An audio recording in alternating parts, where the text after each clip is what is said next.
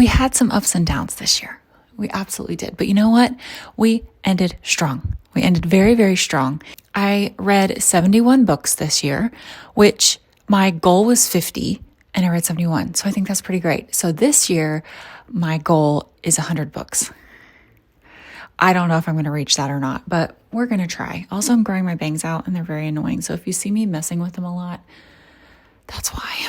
Okay, let's go. All right, first up.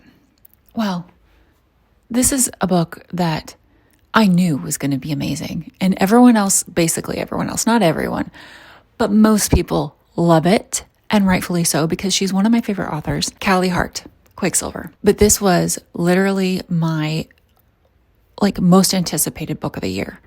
I was so excited about this book. And when it came out, I did a vlog about it and she watched it. Callie Hart watched my vlog and that was very exciting. That was the highlight of my year, I think. So obviously that's going to be my first book on my list. Callie Hart, Quicksilver. If you haven't read it, it's a romantasy. It's her debut romantasy. She had never written romantasy before, but she is just really good at writing angsty, I don't know. There's something about the way she writes her characters. I love it. I think it's so good. It's so addictive. Okay, second, this was a book. This was a book that I am surprised is on this list. It's one of those books that you read it and then you're like, I don't know how I feel about that. Did I like it? And I'm like, yes, I did. So I think I rated it a 4-star and it's just progressively gotten higher and higher over the last few months. I read it this summer. It's called The Poisoner. Sorry, you're probably wondering what I'm talking about. The Poisoner. This is about a woman who poisons bad men.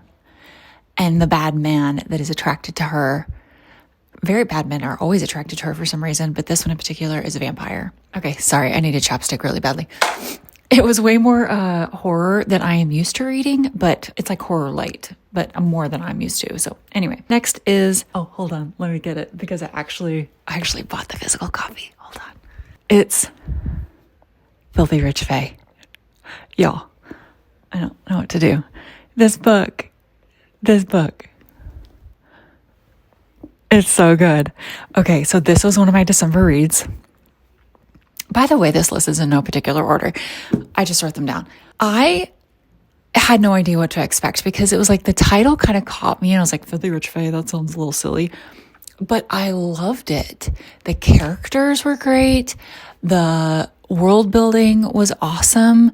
This go-between the fairy world and the real world based in New Orleans. It was awesome. It's awesome. And it's the first in a series. So she has another series called Filthy Rich Vampires. And I started the audio on that one. Didn't love the audio because audio people, they make or break a book, really. Let's be honest. Was not loving it. So I need to pick up the physical copy because I know I'll like the physical, reading it physically. Because the audio, the guy's voice was just really bothering me. So that was such a good book. You should read it, which that's why you're here, right? Okay. Next is actually, this next one, I'm going to leave till the very end because I think it might be my favorite. Next is A Witchy Situation. This is actually a novella that I was just so surprised by. I talked about it over in a vlog.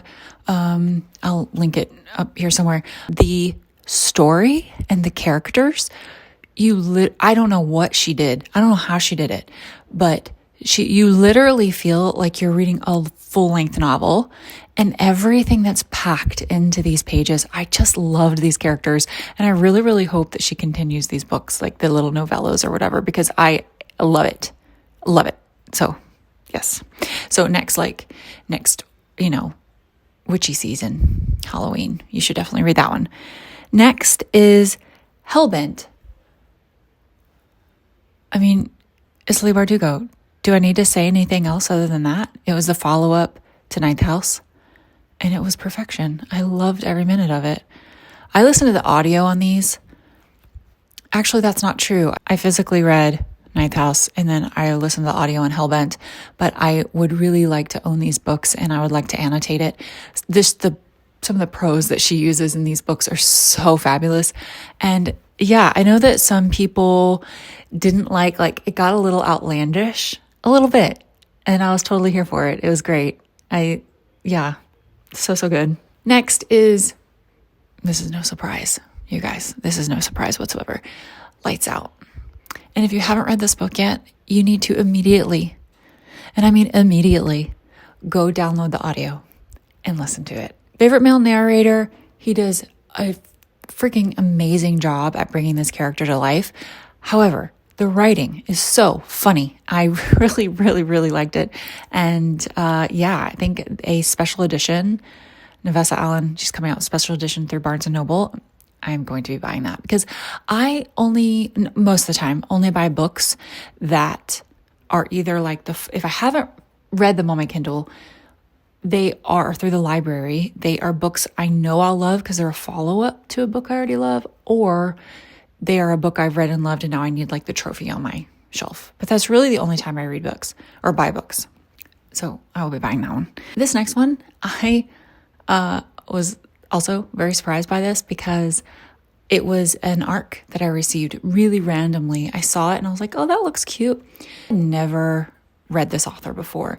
And so I didn't know what to expect, obviously, because, it's an ARC. Thinking, oh, it may not be that good. It was so cute. Anyway, I should probably tell you what it is. It's called Hunted by Wolves in Shadow. Am I getting that right? Yeah, Hunted by Wolves in Shadow. It is a Little Red Riding Hood retelling, and it was done so well. I feel like those can be very cheesy and not written well, but this one, the way that she created the characters, and it wasn't super spicy, but there had just this connection between the characters. I loved. Yeah, it was really good. It was really unique, and I highly enjoyed it.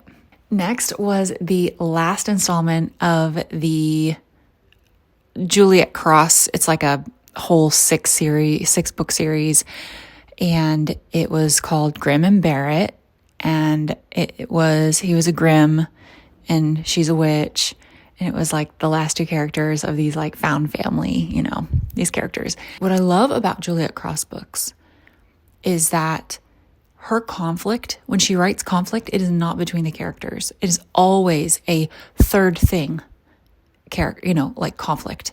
And I love that because you always know that the characters are actually going to join together to fight off this third thing that is the conflict. It's awesome. And it was that way for each of her novels, for each of the books within the series. These last two books are probably my two favorites of the entire year. This first one I actually had Bailey read in my video that I did with all these other booktubers, and I had her read this one. But it is called My Dark Desire. It's by L.J. Shen and Parker S. Huntington. They combine forces, and they're writing these 3 books. I don't know if it's more than that. I think it's just 3. The first one was pretty good. It's called My Dark Prince, but My Dark Desire, it follows this, really wealthy guy, and there was a lot of references to Asian culture, and especially where I was living in Shanghai at the time. And so there's a lot of a Chinese, Shanghainese type references. I thought that was really cool.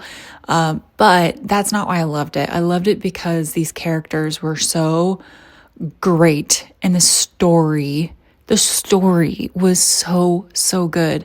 Me and my friends, we have this conversation going right now, my friends in a book club, about how if you are character driven or story driven, plot, and I think I'm more plot driven, but I don't know. I have to love the characters, and I have to want the characters to, really resonate with me as well. So this one just had it all, and yeah, loved it. So last but not least is The Wolf King. If you have not read this book and you enjoy, I don't know, maybe you're a Twilight fan and you love the wolf shifting aspect of it, you will love this book. It is a wolf shifter clan thing. It's all these different clans, and this woman who is human, and she kind of gets caught up into these clans and the politics of the clans. And you have this amazing like cinnamon roll main male character, and he's wonderful and you love him. His name's Callum. But then you have this really like very like recent from, Sarah J. Maas books. He's like kind of a shadow daddy. Like he's very much I don't know why saying shadow daddy makes me laugh. He is mysterious, he's dark, he's tortured, and you like love him. By the end of the book, she's with Callum, but there's like this, I don't know, it's not a triangle by any means, but like, because I don't like reverse harem or anything, but I don't know. You don't know what's going to happen. It's so great. I am waiting for that second book to come out. It comes out this year sometime, and it's going to be so, so good. She's already come out with like the title and the cover and everything. And so I hope it's soon. So those are my 10 favorite books from 2024. I hope you enjoyed it. Please go read some of these. Tell me if you've read any of them in the comments. I would love to know.